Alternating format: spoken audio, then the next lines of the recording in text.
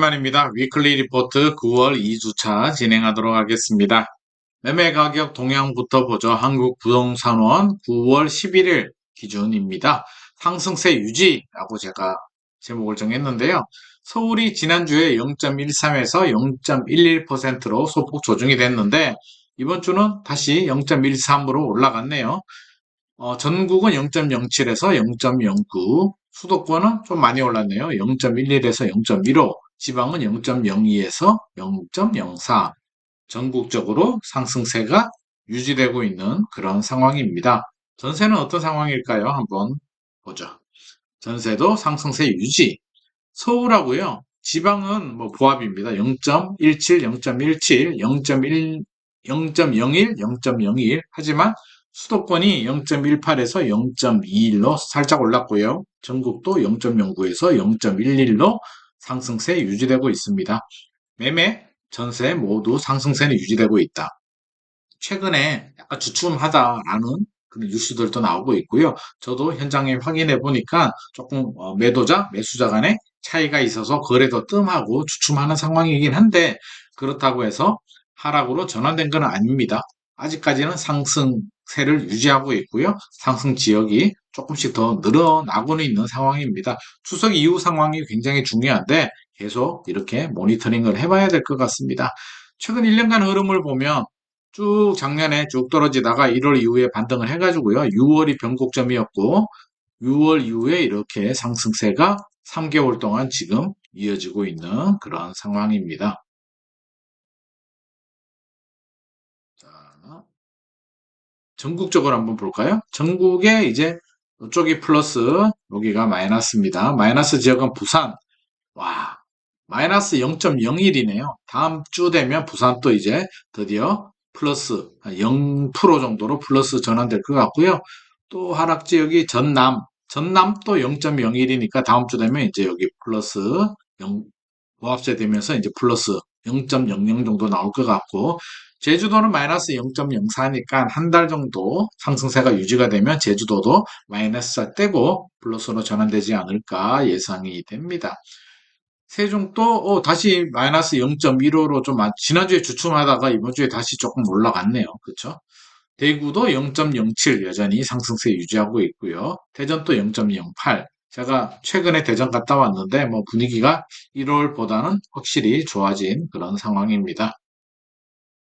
지역별로 보면은요, 176개 지역을 조사하고 있는데 한국부동산원에서 상승은 128개, 하락은 37개, 3.5배 넘어서 이제 거의 4배 가까이 가고 있습니다. 다음 주 되면 거의 4배 정도 차이가 날 것 같고요.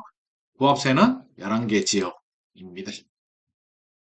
수도권 지역들 조금 상세하게 알아보면은요, 서울이 0.11에서 0.13으로 올라갔다고 했잖아요. 매도, 매수, 사려는 사람, 팔려는 사람, 팔려는 사람이 매도, 사려는 사람이 매수, 희망 가격 차이. 집주인들은 호가를 올려서 매물을 내놓고 있고, 사려는 분들은 몇 달 전 가격을 원하기 때문에 거래가 잘 안 되고 있지만, 정비사업, 압구정, 여의도 같은 정비사업, 목동 같은데 또는 신축단지, 원밸리, 강남 쪽에 이런 신축단지 위주로 상승세를 이어가고 있습니다. 경기도는 0.13에서 0.18% 좀 많이 올랐는데요. 동두천, 이천 이런 지역들은 약세, 동탄, 수원, 하남, 성남, 남북권은 강세를 보이고 있는 상황입니다.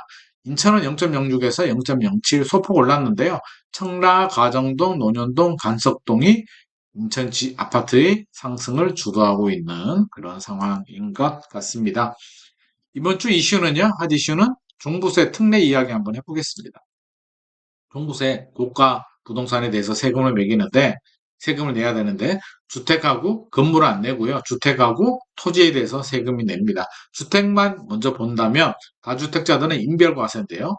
9억 원까지 공제가 됩니다. 부부 남편 해가지고요. 남편이 10억, 부인은 8억 부동산 가지고 있는 부동산 공시가격이 그렇다면 8억 있는 부인은 내지 않고 10억대는 남편은 9억이 넘어가니까 종부세 내야 됩니다. 근데 하나 있어요. 한 집에 1세대 1주택 하나 있는 사람은 12억 원까지 공제가 되니까 1세대 1주택인데 공시가격이 11억이라 그러면 안 내는 거고요. 13억이면 내야겠죠. 부부 공동명의는 어떻게 될까요? 집 하나 있는 공동명의를 말하는 겁니다. 그러면 인별로 9억 9억이니까 합하면 공시가격 18억까지는 종부세를 안 내도 됩니다. 부부 공동명의는. 강남 대치동에 은마 아파트 있잖아요. 은마. 은마가 어떻게 돼요? 작년에 공시가격이 20억이었는데 올해 15억으로 내려왔다. 부부 공동명의면 18억이 기준이잖아요. 공시가격. 15억이 18억보다 아래에 있으니까 올해 은마 아파트 1세대 1주택자들은 종부세 안 낼 수 있습니다. 희소식이죠? 특례는 뭐냐면요. 특별하게 뭔가 신청을 하면 혜택을 준다는 얘기인데 부부 공동명의, 상속, 일시적 2주택, 저가주택 이런 경우에 특례 신청을 하게 되면 1세대 1주택으로 간주한다. 그러면 이상하지 않나요? 뭐가 이상하냐면 부부 공동명의면 18억이잖아요. 18억까지 공제가 되는데 1세대 1주택을 신청하면 12억까지 공제가 되잖아. 그럼 신청 안 하는 게 유리하지 않아요? 그렇죠. 그런데 왜 하냐면 고령자 장기 보유자들은 최대 80%까지 공제받을 수 있거든요. 그러니까 따져봐야 된다는 거지. 내가 부부 공동명의면 18억 공제받는 게 유리한지 1세대 1주택 특례 신청을 해가지고 12억까지 공제는 되지만 고령자 장기 보유자 최대 80%까지 공제를 받는 게 유리한지 시뮬레이션 한 다음에 특례가 유리하면 특례 신청을 하면 됩니다. 16일부터 아마 다음 달 4일까지 신청 기간이니까 세무사 만나서 시뮬레이션 해보고 유리하다면 특례 신청하시고 유리하지 않다면 당연히 할 필요 없겠죠. 생활형 숙박시설도 이야기를 해봐야 될 것 같습니다. 생활형 숙박시설, 저는 이런 게 탄생하지 않았어야 된다고 생각하는데요. 2012년 공중위생관리법 시행령이 개정이 됐고 2013년 건축법 시행령이 개정이 됩니다. 그러면서 탄생을 하는데 이게 뭐냐면 숙박시설인데 오피스텔처럼 원룸처럼 생긴 숙박시설입니다. 근데 원룸처럼 사용을 하는 거예요. 주거용. 그러면 차이가 뭐냐면 오피스텔보다 주차장을 덜 지어도 돼요. 주택보다. 그러니까 그러면 건축하는 입장에서는 주차장을 덜 지어도 된다는 얘기는 세대 수를 많이 늘릴 수 있다는 얘기죠. 이게 2020년, 2021년에 과열이 됩니다. 왜 과열이 되냐면 아파트 가격은 오르죠. 규제는 많았잖아요. 대출도 안 나오고 뭐 전매 제한에 주택은 규제가 엄청 많은데 이거는 주택이 아니란 말이에요.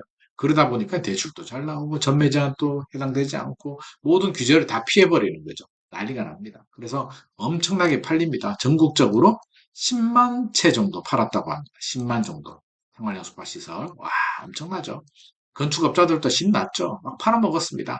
문제가 되니까 2021년에 숙박업 의무 등록 발표합니다. 이제 숙박으로만 사용해. 주택으로 사용하지 마! 라고 합니다. 단, 유예 기간을 주죠. 2023년 올해 10월까지 오피스텔로 전환할 사람은 전환해라. 전환하지 않으면 숙박만 해야 돼. 너 이거 어기고 주거용으로 사용하면 이행강제금 공시가격의 10%를 부과하겠다. 매년. 엄청나죠. 공시가격이 1억이면 매년 1,000만 원씩 내야 되는 거예요. 난리가 납니다. 자, 그래서 근데 용도 변경을 하면 되는데 사실상 어려워요. 왜? 제가 앞서서 주차장 이야기했잖아요. 어, 오피스텔은 예를 들어서 주차장이 100개가 있어야 되는데 예를 들어서 생활용 숙박시설은 50개만 있어도 된단 말이에요.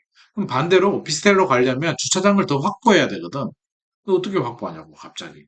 안 되는 거죠. 그러니까 10만 채 중에 오피스텔로 용도 전환된 생활형 숙박시설은 1%밖에 안 된다고 합니다. 난리가 났죠. 진짜 이게 뭔가 출구 전략이 필요한데 어디서부터 잘못됐는지 처음부터 안 했어야 되는데 지금 굉장히 심각한 상황이고요. 숙박이라도 해야 되는데 숙박이 쉽냐고. 어떻게 숙박을 하냐고. 그렇죠? 이게 원래대로라면 숙박 운영 업체가 지정이 돼가지고 전문 업체가 이렇게 관리도 해주고 해야 되는데 팔아먹는 사람들이 분양하는 사람들이 팔아만 먹고 처음에는 계약할 때는 뭐 전문 업체들이 관리 다 해주니까 걱정하지 마라. 주거용으로 사용해도 되고 뭐 숙박도 전문 업체가 관리해준다고 했는데 그게 어디 있습니까? 계약서 도장 찍고 계약금 들어오면 끝나죠. 아무도 신경 쓰지 않습니다. 그래서 지금 굉장히 난리가 났고 이게 유예 기간을 연장해 줄지 아니면은 이게 뭔가 좀 틈새 다른 용도로 활용을 할 수 있을지 아마 정부도 내버려 두지는 말고 뭔가 좀 고민을 찾아야 되는데 형평성 문제도 있거든요. 이거를 오피스텔로 그냥 바꿔주게 되면 그러면 오피스텔 분양받은 사람은 뭐냐고. 그쵸? 주차장만 복잡해져. 그래서 참 서로의 이해관계도 복잡하게 맞물려 있기 때문에 어려운 문제인 것 같은데 피해자들이 너무 많기 때문에 물론 본인이 선택해서 투자를 결정한 거지만 이게 법적인 처음부터 이런 걸 허용 안 했어야 되는데 법적인 문제도 있기 때문에 좀 좋은 빨리 제대로 좋은 솔루션을 좀 찾아서 마무리가 잘 되면 좋을 것 같습니다. 월 관리비 세부 내역 공개 이거는 뭐냐면 월세를 못 올리니까 이제 관리비를 올려가지고 월세를 충당하는 그런 편법이 많이 등장을 했기 때문에 월 10만 원 이상 관리비 세부 내역을 이제 공개하도록 하겠다고 합니다. 현재는 100가구 이상 공동주택만 대상이고 내년부터는 50가구 이상 공동주택을 이제 공개하게 되는데 상세 내역을 50가구 미만은 사각지대였거든요. 그래서 이런 관행 문제, 월세 대신 관리비를 올리는 관행을 해결하기 위해서 이제 중개사가 임대인한테 정보를 받아서 세부 내역을 공개하게 되는데 저는 걱정되는 게 임대인이 두 가지 부류가 있을 것 같습니다. 몰라. 나는 그런 거 몰라. 배째라고 하시는 분들이 있고 거짓을 알려주는 뭐 그런 분들이 있을 수도 있는데 중개사가 임대인이 알려주지 않은 걸 그 고객이 임대인이 알려주지 않은 걸 제대로 할 수 있을까에 대해서 약간 좀 의심이 됩니다. 걱정이 되는 거죠. 그래서 뭐 제대로 공개하지 않으면 거짓 정보를 주거나 공개하지 않은 임대인한테 어떤 페널티를 준다든지 뭐 이런 내용들도 같이 들어가야 될 것 같습니다. 오늘의 내용이 도움이 되셨다면 좋아요와 구독 부탁드립니다.